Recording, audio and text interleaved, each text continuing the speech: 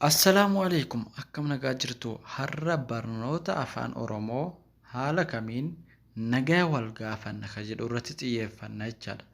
Nagaa gaafachuudhaaf jecha. Kanaafuu sirriitti caqasaa hordofaa. Ka jalqabaa akkam nagaa jirtaa jedhee mallattoo gaafii barreessee jiraaf jecha. Deebii isarraa eeggadhaa jecha. Innis nagaa galata rabbii atoo akkami jedhee mallattoo gaafiitiin naa deebisee jira jecha. Kanaaf mallattoon gaafii wanta inni irra dhaabate sanatti hundaa'ee gaafiidhaaf dhiyaata.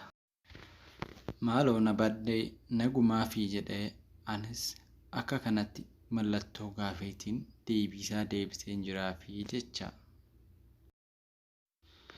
Dalagumatu natti heddummateeti kan bade garuu inuman jira jedhee maal godhee na erga ammaa mallattoo tuqaa jecha isaa xumurate jecha.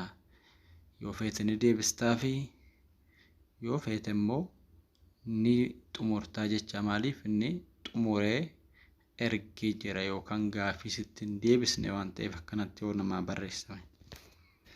Amma ani immoo yoon isaa deebisuu fedhe inni amma jechoota xumuraadhaan ergeera waan ta'eef maaliin isaa deebisuu qaba? Mee mataatti yaadaa isin hundinuu. Hayyee. Okkee. Rabbi si waliin haa jiraatu jedhee fuuldura maal kaa'een jira ree? Mallattoo raajeffannoo yookaan mallattoo gammachuu dinqii isaaf ergeen jira jecha. San booda hiriyyaan koo deebisee deebisuu baatee ani garuu wanta gaarii isaaf ergeen jira jecha. Ofuma keessatti gammadee jecha. Yoo fedhe immoo inni illee akkuma ani jecha gammachuu isaaf erge deebisee maal godhuu qabaa? Jechoota gammachuu mallattoo raajii wajjin isaaf erguu qabaa jecha.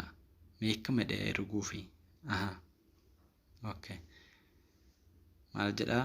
Galatoomi hiriyyaa koo atillee umrii dheeraa naaf jiraadhu jedhee mallattoo raajeffannoo waliin ergee fi xumurreera jechaadha amma nagaa ka jalqabaa kana.